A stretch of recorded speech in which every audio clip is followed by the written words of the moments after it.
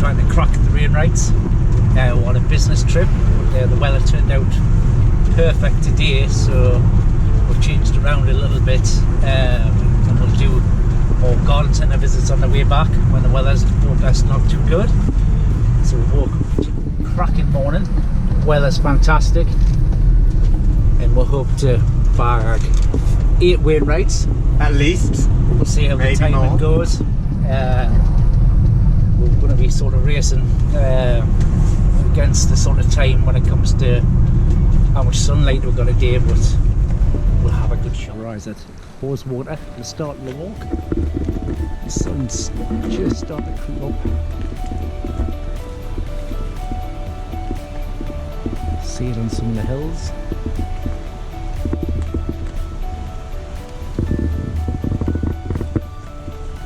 Stunning scenery. Forecast is excellent for the day. So we'll see you at the first peak, Andy. You're well indeed. We love you. I've made it the first peak of the day, which is Braintree, 2,500 feet. The views aren't outstanding. On the OS it's saying this is not actually the peak, but we found an Ordnance Survey trig down there, but we think on the map that's the peak we're seeing down there where the cairn is. So the views are the mountain tops, the sun's well up now. You're not going to catch much in the sun. And across there it's a stunning day to day, there's hardly a breath of air, so you should be able to hear us okay. Andy, like the mountain goat years, was up way before me. Been slow and steady climb. So join you when we get to the next one. But the weather isn't glorious. We'll see you soon. So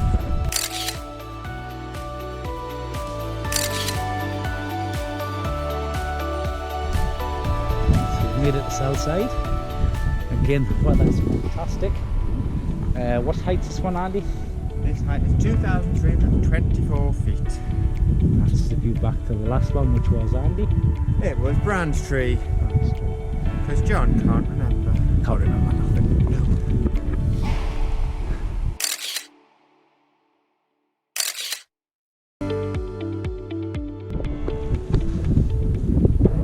Just made it up Tarn Crag. It's probably the toughest climb of the day. We're slightly off the path, really boggy. But as we've got up here, it's definitely the best views of the day so far.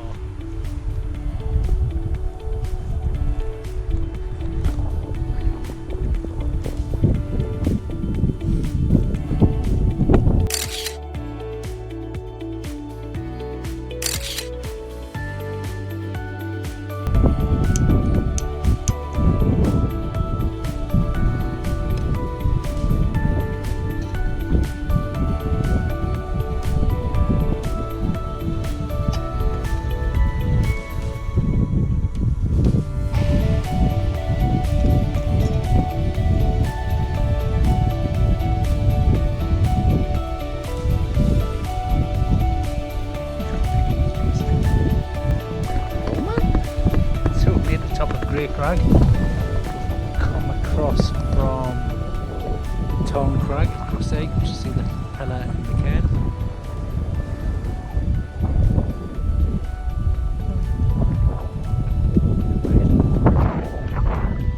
Oh, are we somewhere? Let's catch a glimpse of Windermere. I think in the front of across there, if you can catch it, is the sea, I believe. It is the sea. Across to the island now. Excellent, we'll be sat down for 25 minutes having a cuppa, so we'll bash on the next one.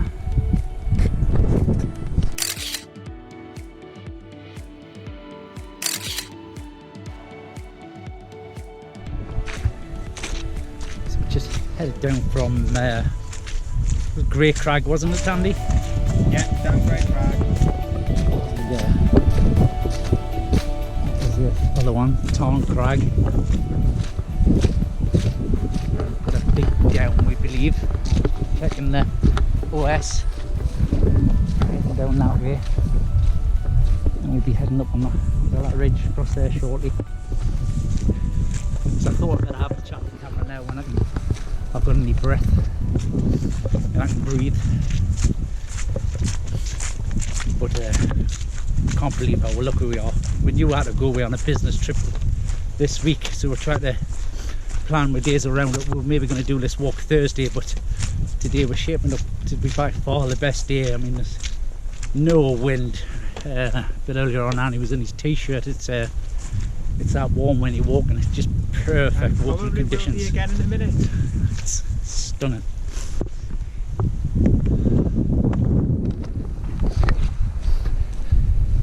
So I'm filming this on a old GoPro I had in the house from a boat on a holiday a few years ago. When we took the boat across to Florida. It's full of water parks and the like. So since I've taken up walking this year at the grand old age of 52, this guy's called Andy. He sort of set us up for this challenge. It was a duelist challenge, and it was 7 peaks in the Lake District, and I think it was January time. He sort of posted the link. I says, Andy, I can't do that, my knees are shot, me arthritis and my toes. And I says, if I was going to do it, I'd have to start training. There's just no way I could do that off a bat, and I've never really hill climbed before. Andy comes from a hill walking family, we'll say. His whole life he's walked hills and the like. So we started training local. We're very lucky where we live. We've got Simonside Hills, just 30 minutes away, 25-30 minutes. So we work a lot of hours, so we tend to walk after work and the training, go after work. And at this time of year we're keeping up the training because we're loving it so much, and we're walking with head torches on, which is it's good. You get different views, like bats flying in your face, and see a few owls. Some great night skies. We're unlucky the other night, we sort of finished about 9:30, was it, Andy? 9:30, yeah. Then because we'd just done a post at work and my phones were beeping all the time when we were looking at it, but there was a aurora signal warning, and sort of woke up the next morning and saw all the pictures of people getting the aurora on. And also a sort of local YouTuber just missed out because he had his camera set too high. He got a great shot of the Milky Way, and all he picked up in the bottom end corner looked like would have been an absolutely stunning show on a night lapse. But if we'd stayed out half an hour and just sat on the top of Simonside, we would have got a perfect show. So it's the advantages of winter walking at night, I suppose. You've got different sort of views, but nothing like what we're sort of experiencing today. Clarity's just unreal. It's hardly a cloud in the sky, and it's a different world when you're out here. It really is. So anyway, we're probably we'll get this descent out of the way and we'll start climbing, and we'll have the breath, but we'll bring it back at the next Wainwright, which is, Andy, Shipman's Knot. Shipman's Knot. See you soon.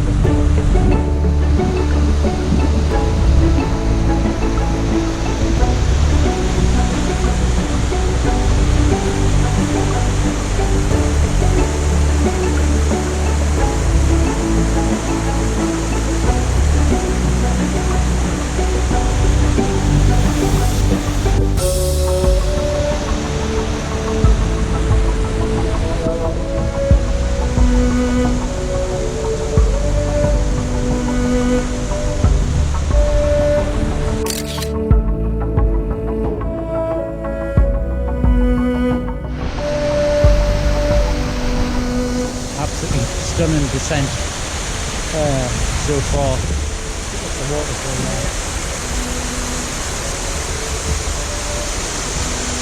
So yeah, it's very much sideward walking down there. A bit steep. We're nearly at the bottom now.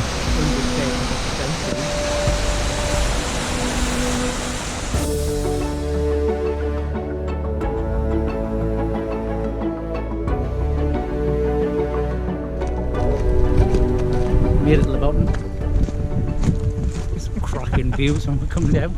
Now we've got to get across this river there to start to climb those hills. The route we plotted on, oh yes, on the computer. I think we've mistaken a pathway for a fence. So we're gonna have to walk along this way for a bit until we find a way across, or at least a path we can join up on. But it's a nice day for it.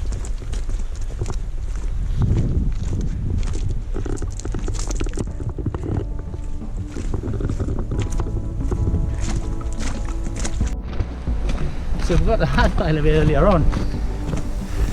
Andy got us into the walking with our challenge and did complete it, and that was in a sense the first of the Wainwrights challenge. When I finished that challenge, and me and Andy were still walking, so we've got to have another challenge in sight. And I started looking on YouTube a lot because the first peaks we didn't see anything. We walked into the cloud and we didn't see anything for about 4 hours, Andy? About 4 hours.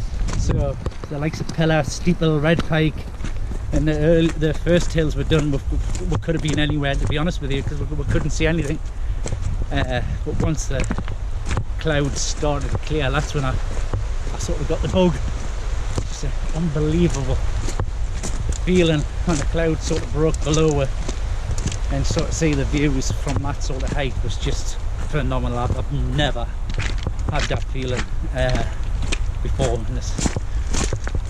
I'm not poetic enough to have words to say what that feeling was like, to be honest with you, but I knew I wanted more of it. So as I say, we kept on the training really because of that, but we've got more challenges. I think that's important to have challenges.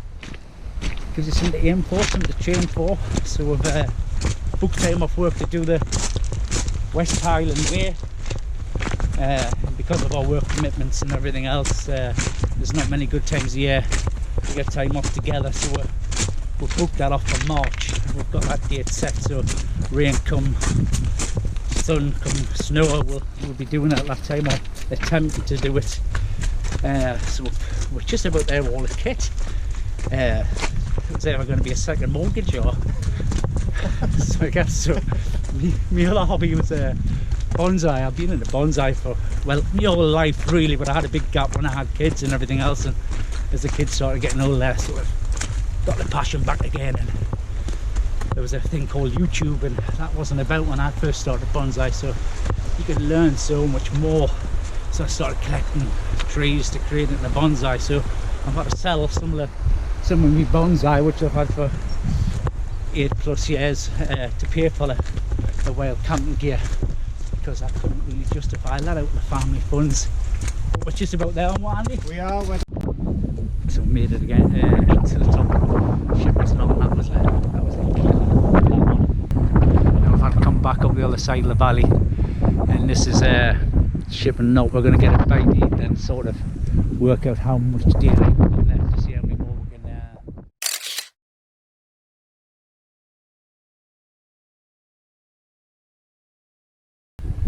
We've just had a bite to eat and worked out how much time we've got left and how many more we can fit in. So we're going to do the next two, which is Tentley Pike and Mardale. Then see where we are, because we know there's a path back down to the van from there. We'll have a check, see how much light's left, see if we can fit in another couple on there. And he's remembered his head torch. but I haven't, so we're going to make sure we're getting down on light.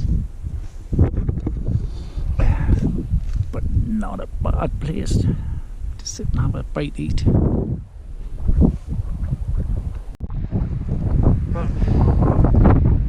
Get me a pike. Get me a pike. Came from, you can't really see it's over the brow of that hill there. Shipman's Knot. Come up to the pike. You can see the sea from there.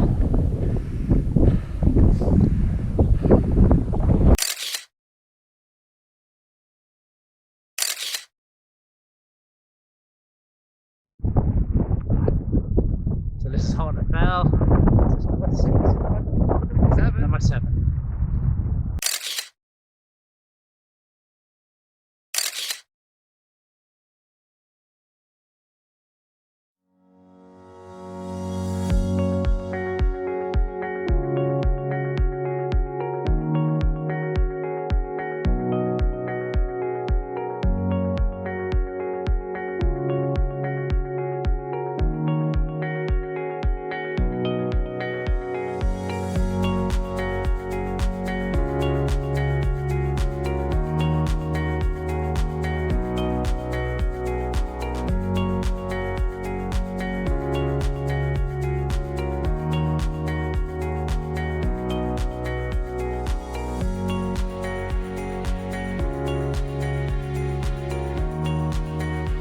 Outstanding, you don't know where to look.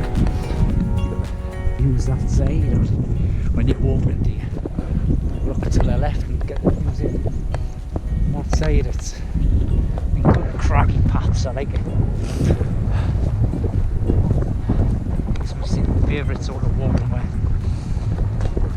And a bit of cragginess, Andy. Not much bogginess. No, thankfully my feet might dry out.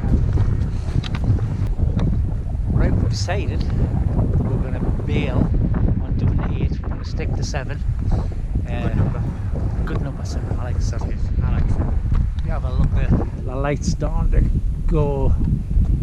It's what's the time, Andy? 25. 25 now. So it starts getting dark. 6 to half 6. We'll have to go all the way up there. And because we were plotted this route, I think next time we're going to be a lot more observant to good paths, not just sheep paths on the walk.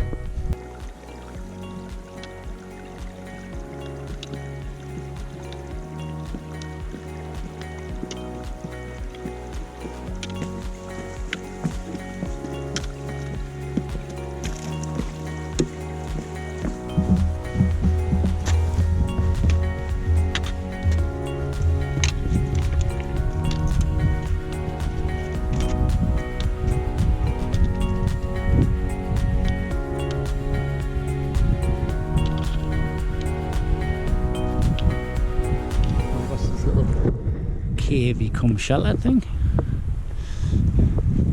Little hobbit hole. Very canny. I'm warning for the family.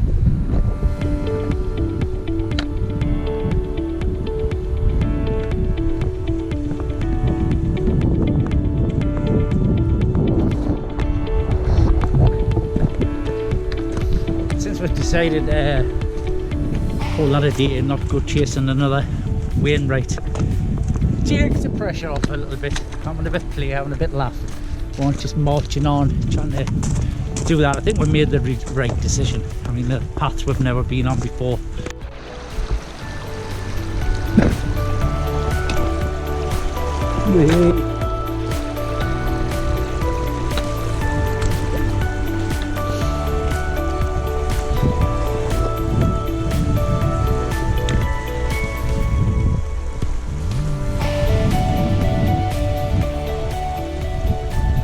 Nothing more to see here, just back to the car.